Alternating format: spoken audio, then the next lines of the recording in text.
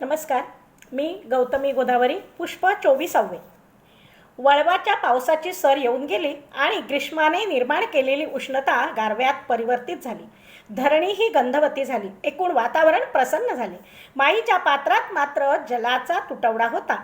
जरी पात्र दोन्ही काठांनी उघडे पडलेले होते तरीही मधोमध वाहणारी जलधारा अग्निधरणी मातेची भांग हिऱ्याच्या बिंदीने सुशोभित केल्यासारखी वाटत होती. गर्द झाडीतून लपंडाव खेळत 10-15 तरुणींचा घोळका हसत खिदळत माईकडेच येत होता. माईने ओळखले, आज या चिमण्या मनसोक्त जलक्रीडा करतील, वाळवंटात खेळतील, सोबत आणलेले खाद्यपदार्थ खातील आणि एकूणच सहलीचा आनंद घेतील. जसा घोळका जवळ आला माईने पाहिले त्यात वृषपर्वा राजाची कन्या शर्मिष्ठा होती. शर्मिष्ठेबरोबर तिच्या काही तरुण दासी आणि मैत्रिणीही होत्या. त्यांच्याबरोबर शुक्राचार्य कन्या देवयानीही होती. देवयानीला मैत्रिणींबरोबर पाहून माईला जरा बरं वाटलं, कारण कचदेव गेल्यापासून देवयानी जवळपास रोजच माईच्या काठावर बसून घटका उत्तरेकडे पाहत असे. तिच्या चेहऱ्यावर शून्य भाव असे. पाणवठ्यावर गुरे चारणाऱ्या गुराख्यांच्या नजरेतूनही ही गोष्ट सुटली नाही. पण देवयानीला काही विचारण्याची कोणाचीही हिंमत होतच नव्हती. आता तिला या सख्यांबरोबर पाहून माईच्या मनात आशा जागृत झाली की कदाचित देवयानी कचाच्या आठवणीतून बाहेर येईल, तिचे आयुष्य पुन्हा नव्याने सुरू होईल. पण देवयानीचे चित्त कशातच नव्हते. इतर सर्व युवती आल्या तशाच जलात उतरल्या. काही दासी मात्र सोबत आणलेली फळे खाद्यपदार्थ नीटनेटकी ठेवत होत्या, तर 2 दासी जलक्रीडेनंतर युवतींना नेसण्यास लागणारी वस्त्र सांभाळीत होत्या. स्वतः शर्मिष्ठेने देवयानीला हाताला ओढतच जलात उतरवले. सर्वजणी एकमेकींवर जल उडवीत होत्या. कुणी कुणाला काही बाई चिडवत होत्या, हसत खेळत होत्या. शर्मिष्ठेच्या आग्रहाखातर जलात उतरलेली देवयानी मात्र घोळक्यात असूनही एकटीच होती आणि हे फक्त माईलाच जाणवत होते. असा थोडा वेळ गेला आणि सोसाट्याचा वारा सुटला. मुलींना काही सुचेना. काही अनुभवी दासींनी युवतींना पटापट जलातून बाहेर येण्यास सांगितले. सोसाट्याच्या वाऱ्याचे वादळात रूपांतर व्हायला लागले होते. काठाच्या दोन्ही बाजूंची धूळ उडून त्या धुळीने संपूर्ण गोदापात्र व्यापले गेले होते. गोंधळलेल्या युवती ओल्या वस्त्राने घरी पण जाऊ शकत नव्हत्या, म्हणून त्या पटापट वस्त्र बदलू लागल्या. मिळतील ती वस्त्रे त्या नेसत होत्या. मैत्रिणीच होत्या त्या. वस्त्रांचा मुद्दा महत्त्वाचा नव्हताच, घरी सुरक्षित पोहोचणे महत्त्वाचे होते. आणि त्या धांदलीत कसे कोण जाणे, पण राजकन्या शर्मिष्ठेचे वस्त्र आणि दैत्यगुरु शुक्राचार्य कन्या देवयानीचे वस्त्र एकाच रंगाचे असल्यामुळे चुकून देवयानीकडून शर्मिष्ठेचे वस्त्र नेसले गेले आणि शर्मिष्ठेच्या ते लक्षात येताच तिच्यातील राजकन्या जागृत झाली. आपले वस्त्र नेसण्याची देवयानीची हिंमतच कशी झाली हाच मुद्दा तिने लावून धरला. देवयानीने तिला वारंवार समजावले की तिने मुद्दाम शर्मिष्ठेचे वस्त्र नेसण्याचा प्रश्नच उद्भवत नाही. ते चुकून गडबडीत नेसले गेले, पण शर्मिष्ठेच्या डोक्यावर चढलेले राजकन्येचे भूत काही केल्या उतरेना. मुळात अहंकारी नसलेल्या शर्मिष्ठेला आज असं काय झालं असा प्रश्न सख्यांना पडला. तेवढ्यात, भिकारणी, आमच्याकडे आश्रित असलेल्या ब्राह्मणाची मुलगी, तू मुद्दामच माझे वस्त्र नेसलीस, पण राजकन्येचे वस्त्र नेसून कुणी राजकन्या होत नाही, हे लक्षात ठेव, शर्मिष्ठा गरजली. निसर्गाने निर्माण केलेले वादळ मंदावले होते, पण शर्मिष्ठेच्या जीवनात वादळाने प्रवेश केला होता. देवयानी संतापाने थरथर कापत होती. मुळात सहनशक्तीचा अभाव आणि कचामुळे बिघडलेली मनस्थिती, त्यात शर्मिष्ठेने तिच्या अहंकाराला धक्का लावला होता. तेवढ्यात शर्मिष्ठेने तिचे उपवस्त्र ओरबाडले. आता काय होईल या भीतीने सर्व सख्या थरथर कापू लागल्या आणि देवयानी गरजली, शर्मिष्ठा, खूप बोललीस, आता ऐक. तुला आणि तुझ्या बाबांना माझी आणि माझ्या बाबांची काय शक्ती आहे ना, ते दाखवूनच देईन.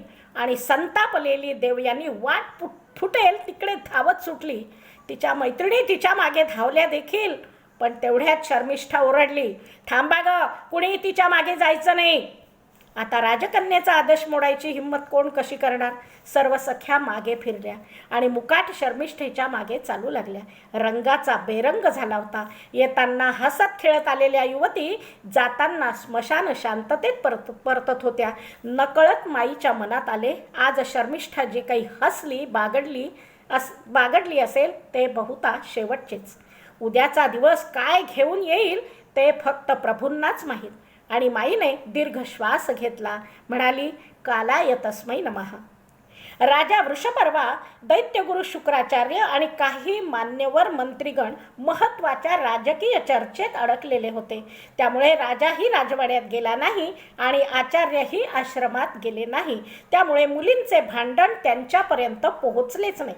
पण त्याहून वाईट गोष्ट म्हणजे देवयानी आश्रमात पोहोचलीच नव्हती. सर्व आश्रमीय स्त्री पुरुष तिचा शोध घेत होते आणि बातमी आचार्यांपर्यंत पोहोचणार नाही याची काळजी घेत होते. हे सर्व जल भरण्यासाठी पाणवठ्यावर आलेल्या स्त्रिया दबक्या आवाजात बोलत होत्या. माई ही विचारात पडली की देवयानी गेली कुठे? काहीतरी अघटित घडेल हे नक्की. आता तर सर्व सुरळीत दिसत होते. आंब्याच्या झाडावर कोकिळेचे गान सुरू होते. गुरेढोरे तहान भागवण्यासाठी उजवीकडे जलाकडे येत होती. त्यांच्या पाठीवर बसून बगळे कावळे जणू काही मिरवणुकीला निघाल्याचा आनंद घेत होते.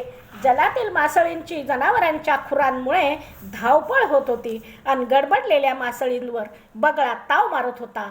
एकूण निसर्ग त्याच्या गतीने कालक्रमणा करीत होता. एवढ्यात समोरून एक उमदा युवक उमद्या पांढऱ्या शुभ्र घोड्यावरून येताना दिसला.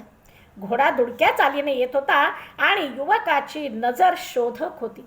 तो जवळ येताच माईने ओळखले, हा राजघराण्यातील युवक आहे. पण इकडे कसा? त्या युवकाची नजरही तेच सांगत होती की ही नदी कोणती, हा कोणता भूभाग असावा. तो घोड्यावरून पाय उतार झाला. पायातील जोडे काढून जलात उतरला. हस्तमुख प्रक्षालन केले, जलप्राशन केले. आता त्याचे मुख अधिक प्रसन्न भासत होते. त्याने समोर दिसणाऱ्या गुराख्याला विचारले, या प्रदेशाचे नाव काय आणि ही सुंदर रमणीय नदी कोणती? गुराखी म्हणाला, आधी तुम्ही सांगा, तुम्ही कोण, इकडे कसे आलात?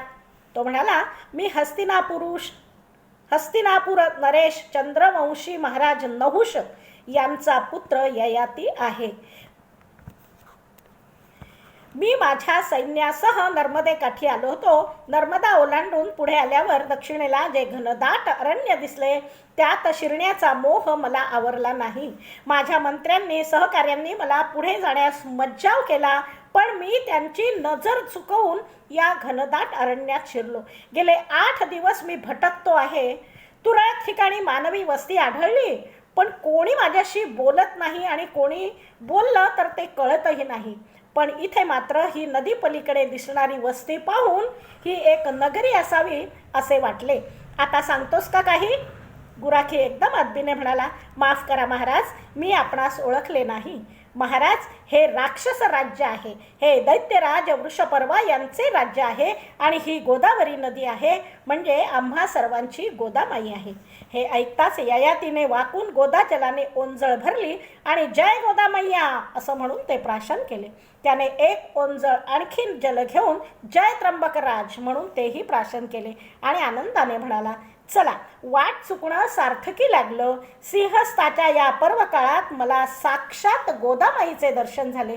तो गुराखी पुढे म्हणाला, महाराज, मी आपणास राजवाड्यापर्यंत घेऊन जाऊ का? त्यावर ययाती म्हणाला, अरे नको, मी शोधून काढीत. शोधून काढण्यात जी मजा आहे ते आयते मिळवण्यात नाही. आणि मिश्किलपणे हसून तो अश्वारूढ झाला आणि माईचे जल ओलांडून पूर्वेकडे निघाला. ययाती आला तसा गेला, पण देवयानीचे काय? ती कुठे आहे? माई पुन्हा मूळ प्रश्नावर आली. धन्यवाद.